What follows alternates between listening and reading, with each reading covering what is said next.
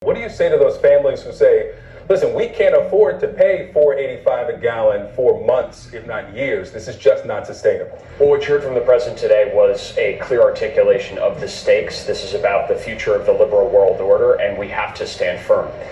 To building and sustaining the liberal international world order. This breaking down of the international and national norms is the glue that holds the liberal world order together and holds together our system. That is what is being attacked now, and that's what's most dangerous. The reason why gas prices are up is because of Russia. Russia.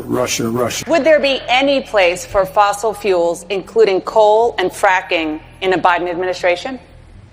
No, we would work it out. We would make sure it's eliminated and no more subsidies for either one of those, any fossil fuel. How long is it fair to expect American drivers and drivers around the world to pay that premium for this war? As long as it takes, so Russia cannot, in fact, defeat Ukraine and move beyond Ukraine.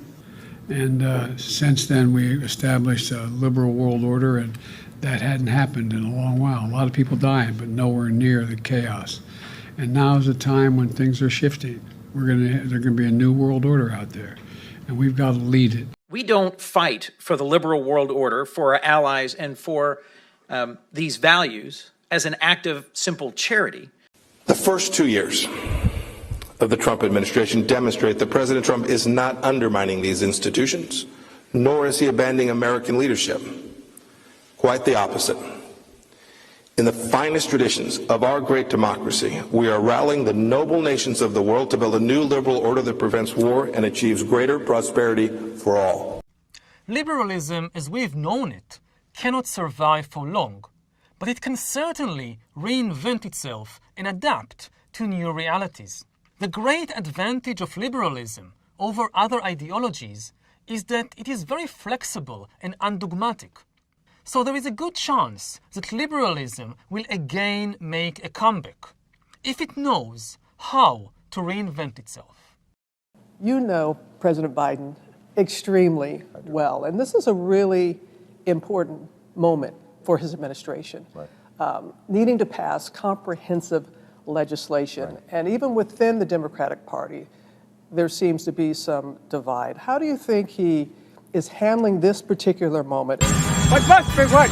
Immigration! And what does he need to do to pass his agenda? Well, first of all, I think the Build Back America program, in building back social trust. He doesn't want to say the trigger words build back better because he knows we know that's a UN agenda to end domestic sovereignty and freedom in the name of climate change.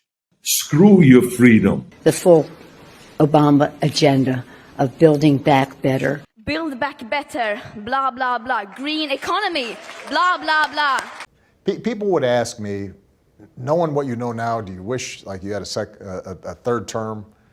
And I used to say, you know what, if I could make an arrangement where I had a stand-in, a front man or front woman, and they had an earpiece in, and I was just in my basement in my sweats, looking through the stuff, and then I could sort of deliver the lines, but somebody else was doing all the talking and ceremony. Wow. I'd be fine with that. And I read on the internet, I don't know if I believe everything on the internet, and I read that you guys are moving. You guys are moving like 2 miles away from the White House. You're staying in D.C. We will be staying in D.C. because I am in my second term. I love my work. But under our Constitution, I cannot run again. I can't run again. I actually think I'm a pretty good president. I think if I ran, I could win. But I can't. The striking thing is that that's literally Joe Biden's campaign slogan is Build Back Better. So, but think about this. It looks like the Democrats are also signing on to it as well. It's not just him, it's them. It's all of them. And it's about a global reset.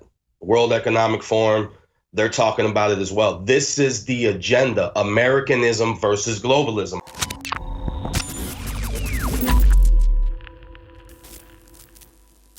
America needs a plan to solve all of them. It's the United Nations Agenda 21, Sustainable Development.